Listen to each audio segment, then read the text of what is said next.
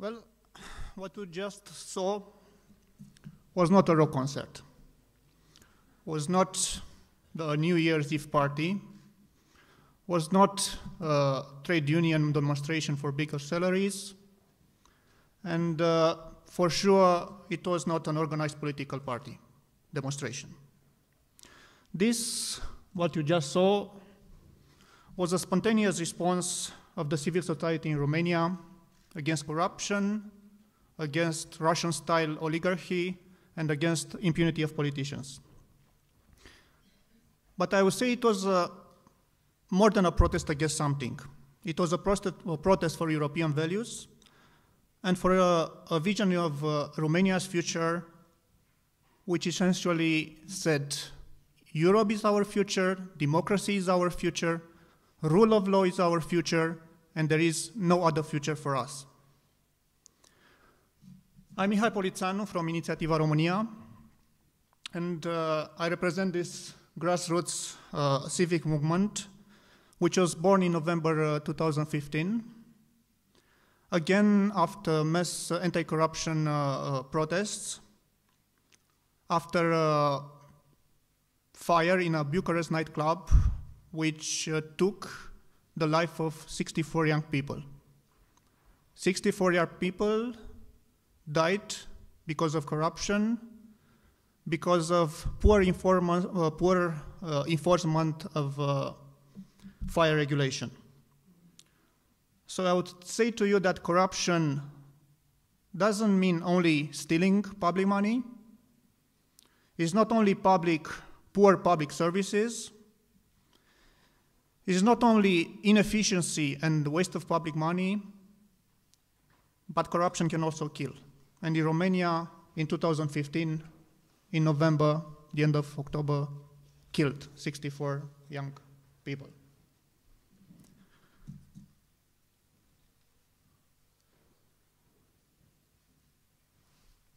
Sorry. Can you help me? Yeah.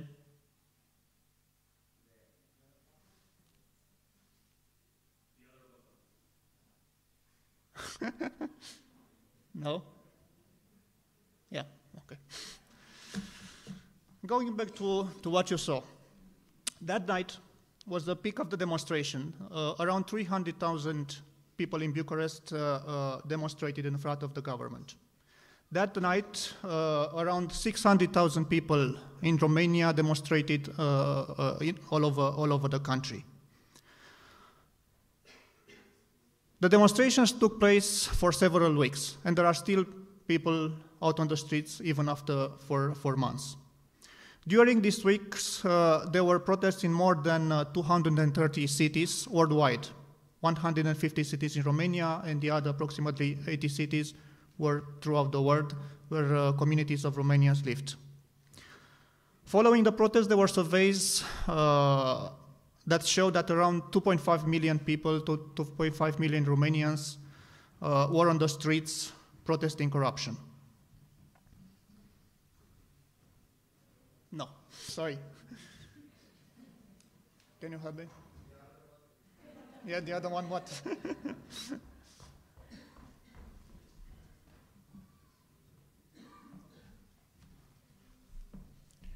So why did the people go out on the streets? The government, in the middle of the night on the 31st of January, passed an emergency decree for amending the criminal codes. And it happened at around 11 o'clock in the evening, and at 1 o'clock in the morning, they published it in the official journal. The governmental decree de facto decriminalized some forms of corruption, like abuse of power and conflicts of interests, and essentially said that if you are a member of the parliament, a mayor, a local elected official, and you steal less than around 43,000 euros, you are no longer punishable by the criminal law. During that night, and it was an emotional night, at around 12 o'clock in the morning, during the night, 15,000 people gathered spontaneously in front of the government building. I went there, I was expecting to be like 50, mostly, 100 people, but there were 15,000 people in the middle of the night in the front of the building protesting this emergency decree. Besides the protest, an institutional war between the executive and the judiciary flared up. The Constitutional Court was called upon to settle the conflict, and strong indignation statements from the US Embassy, from the Western embassies poured in. 5 days later, the government backed down, admitted defeat, and repealed the decree.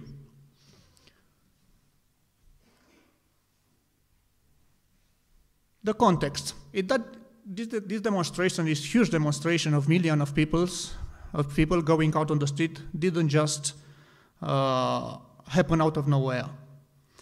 During the last 12 years, in Romania, there is an anti-corruption campaign. It is probably the most successful and powerful anti-corruption campaign Europe has ever seen. It is more effective even than the Mani Pulite in Italy in the 90s. And I'm going to explain the context. Before joining the European Union, there was international pressures from the World Bank, from the European Commission, from the European Union, to set up an anti-corruption agency. In the same time, just before joining the European Union, the European Commission established, together with Romania, a cooperation and verification mechanism. So there were 12 years of anti-corruption under the supervision of the European Commission. During these years, and I made a mistake here because I checked today, around 4,000 or 5,000 public officials were indicted for corruption and sent to trial. Around 90% of them went to jail for corruption offenses. Among them, there are 2 prime ministers. One of them was indicted while being in office. There are tens of ministers of the government who are indicted for corruption, probably around 100 members of the parliament, and then policemen, judges, mayors, local councillors, president of county councils, and so on. It was essential for the success of the anti-corruption campaign, the support of the Western world, of our Western allies. The USA Department, the USA Embassy, the UK Embassy, the Netherlands Embassy, the German Embassy supported strongly and publicly this anti-corruption fight and enhanced the respect for rule of law. The actors in this battle. I'm not going to insist on the role of under the Romanian law of these actors. However, I would underline that more or less the same actors are also in Macedonia. Of course, you have the government, all political parties, a majority in the parliament, which for sure represent corruption and are against any kind of anti-corruption campaign. It is difficult to change the political parties. Either you have to set up new political parties or going into politics within the old parties. So instead of doing this, you are free, and I encourage you to do politics, but not everyone wants to do politics, to pay attention to these sectors. You have a really great opportunity, you will have a really great opportunity in the future. Once you will open the chapters from negotiation chapters for joining the European Union, then go to these actors. Go to the US Embassy, go to the EU member states' embassies, and talk to them and tell them what you want for your country, for the future of your country. And make these wishes conditions for joining the European Union. Like this, the government, the parliament in Macedonia will be obliged to fulfill those obligations, those accession conditions. Fight for an independent anti-corruption agency.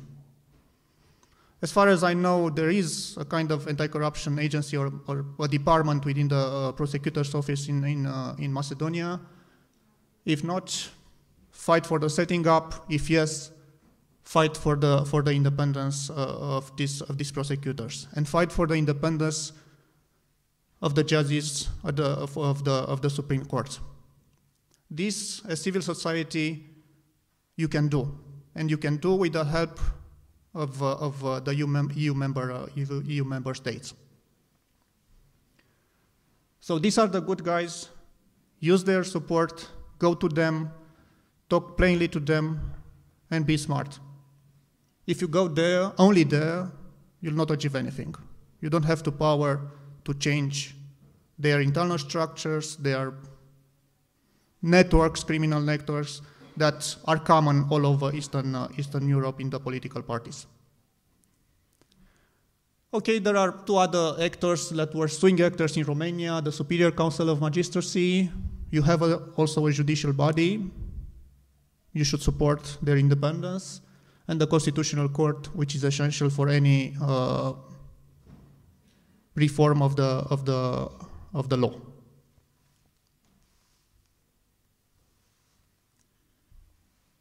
Okay, and we are going to the new good guy in town in Romania.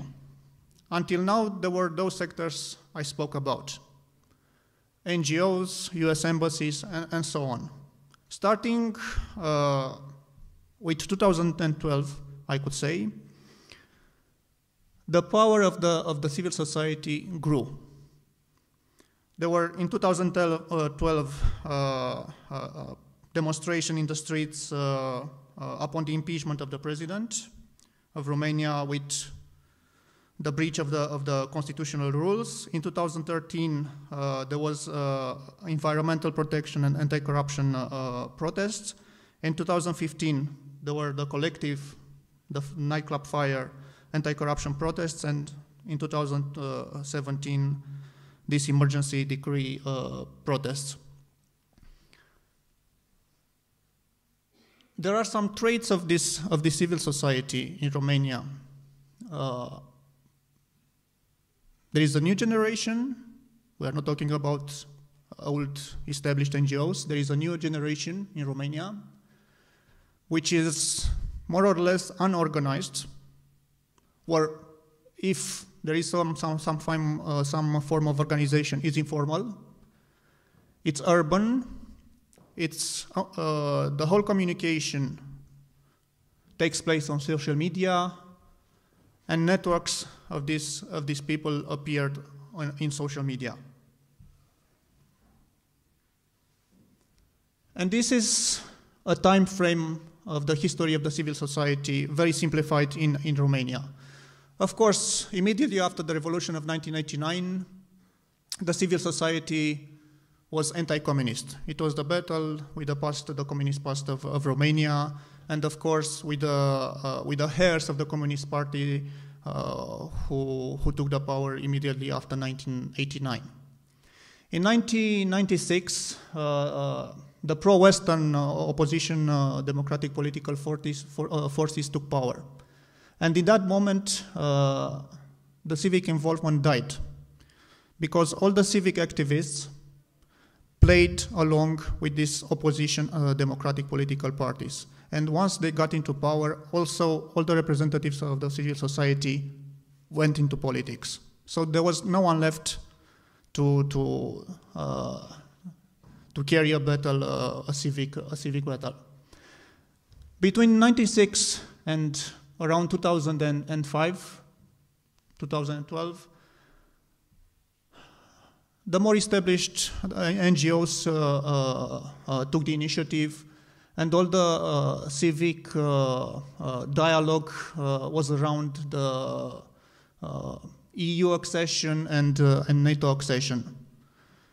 Civil society, even political parties, they all agreed that this is the common future for Romania.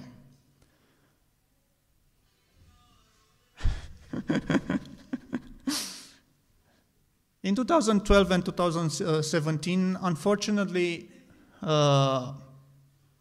disunity between the civil society and the political parties regarding the Western future of the Western democratic future of Romania started to crumble. The civil society became more sophisticated, true, and they started to protest or fight for environmental protection, for the rule of law, for anti-corruption and liberal values.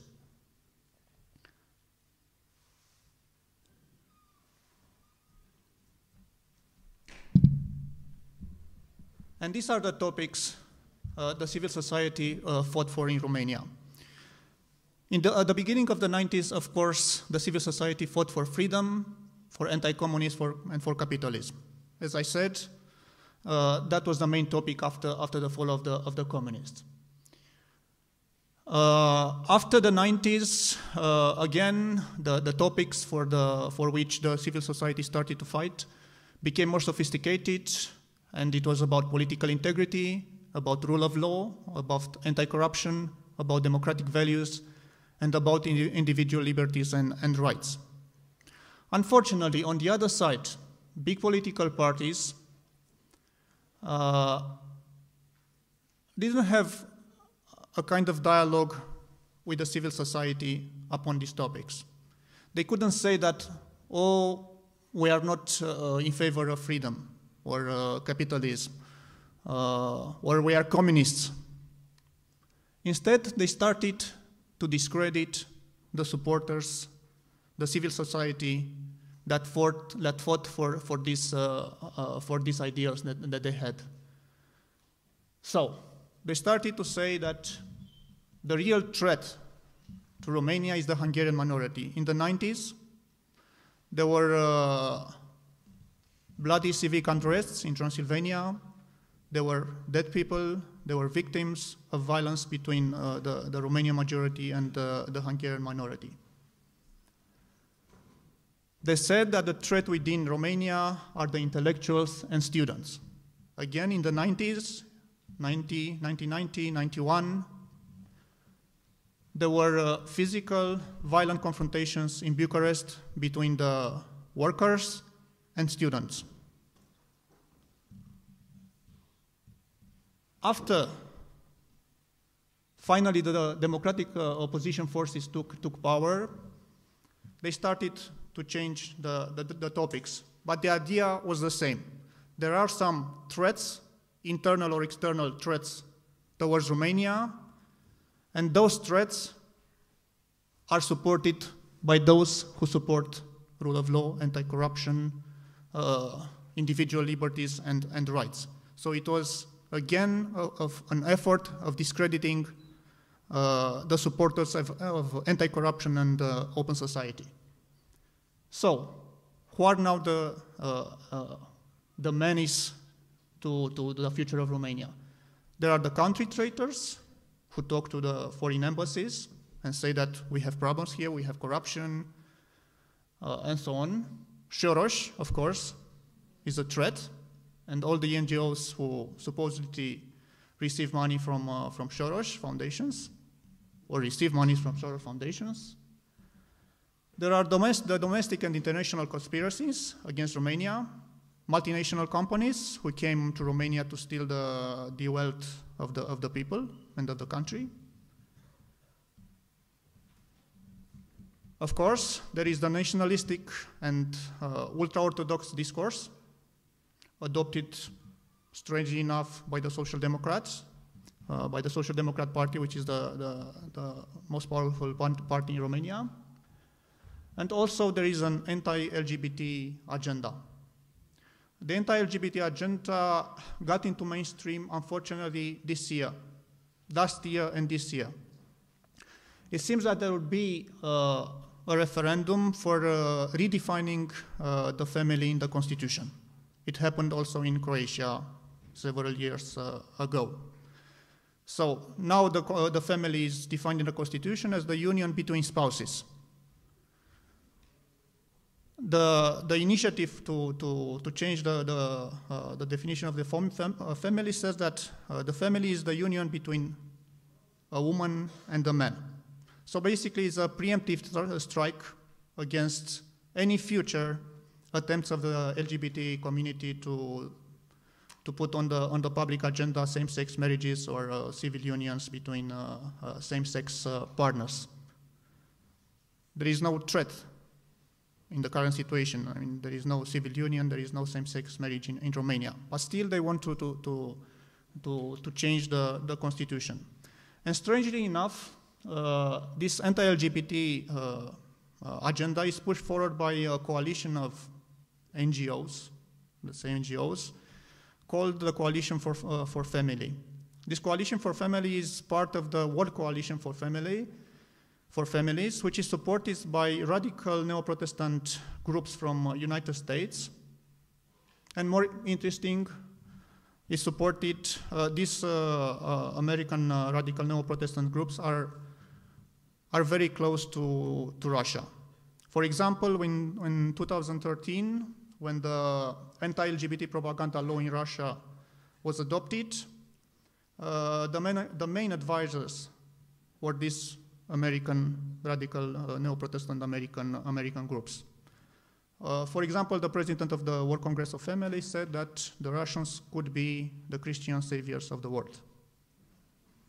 They are present as guests in the Russian Duma and so on. So I would say that this agenda, it's a Russian political agenda. Vladimir Putin was a month or 2 months ago, I think, several months ago, said publicly that the anti-corruption agencies in Eastern Europe are political instruments of the West. I had a surrealist dialogue with the Russian ambassador in Bucharest. On the 31st of March, my organization, Inicietiva Романија, organized a protest in front of the embassy in support of the anti-corruption Russian protesters who were arrested at that time. And I had a long discussion with the Russian ambassador, and he essentially said two things. Again, anti-corruption is an ideological, political instrument of the West against the Russian interests, and human rights are not above the Russian law. The Russian law prevails above the human rights. And again, the human rights are just a political, ideological instrument of the West against the Russian interests. And he expressed completely the support for this anti-LGBT agenda.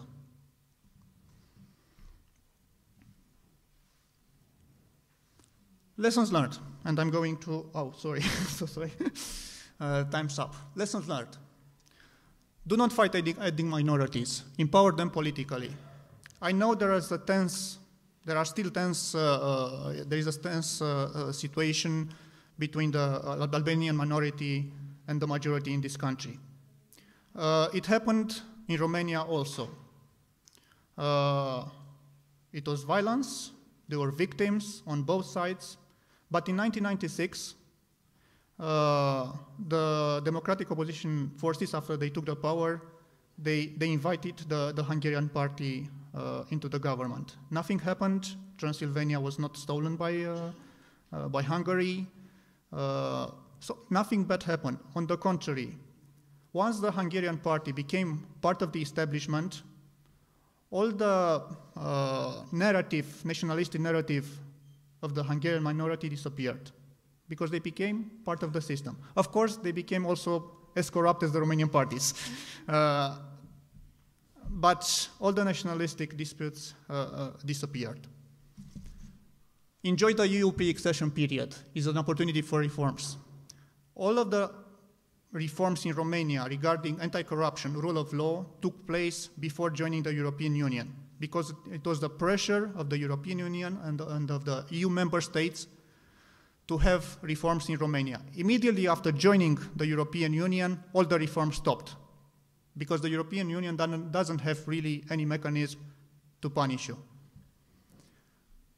Fight corruption, ask for political and institutional integrity and transparency.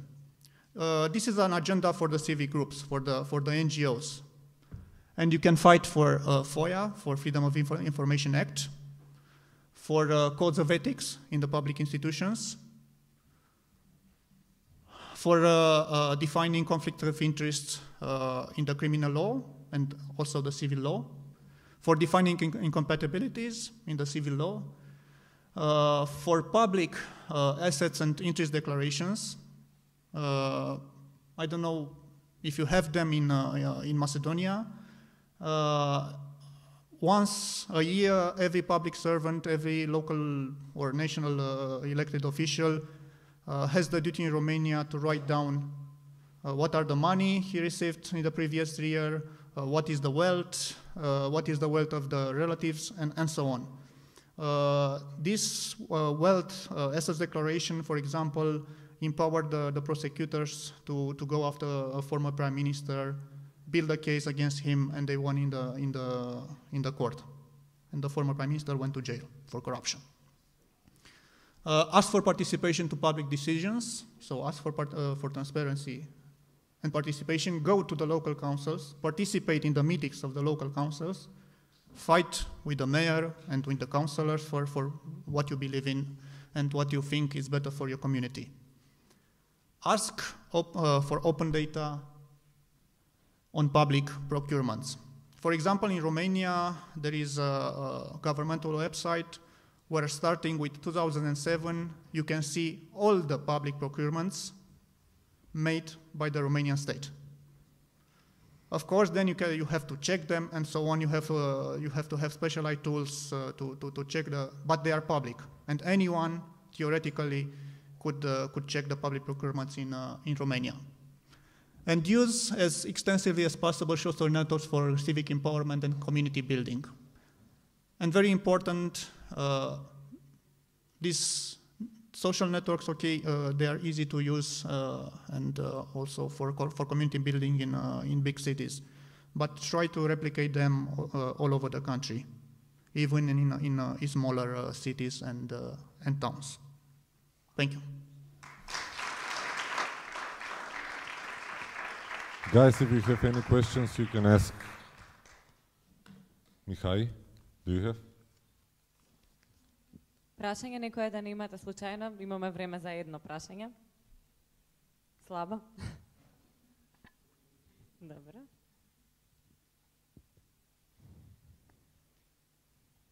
Can I ask you one question? You mentioned corruption a few times, and we also have examples with corruption in our country. Everybody says, and there are examples of political corruption everywhere, but what degree of corruption is, let's say, not safe, but until what degree should you fight corruption, and when does the fight stop? Does it ever stop? No, the fight doesn't ever stop. You have to decrease the level of corruption as much as possible. There is a transparency index of the Transparency International, so you can check the situation of Macedonia. It indicates, I don't remember the ranking, but it indicates endemic corruption in Macedonia.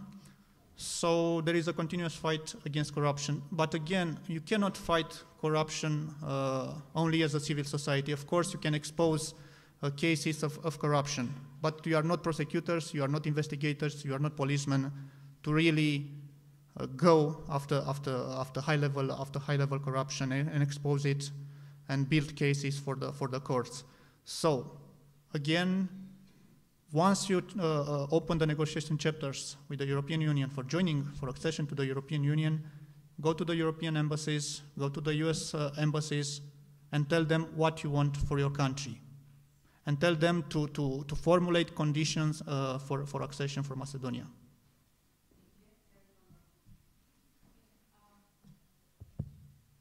It's interesting that you have all this experience with fighting against corruption, and you have the independent agency on anti-corruption, and still after all these years and all these people that went to jail, prime minister and ex-minister, which we still don't have, it didn't happen to us yet.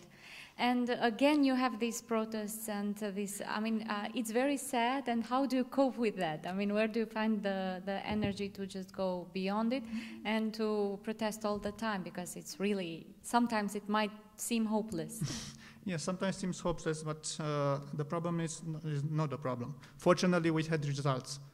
So Romanians saw that it is possible to have equal law for everyone. Once you see politicians going to jail for corruption, then you realize that it's possible. It is the first time in the history of Romania ever when this happened. So when you have concrete results, then it's easier for you to go out on the streets because you can defend something that is very concrete, very real. Yeah, for 12 years it was a continuous battle. They tried to dismantle the anti-corruption agencies. They tried to amend the criminal codes, the procedural codes, and so on. And it was a kind of ping-pong for 12 years.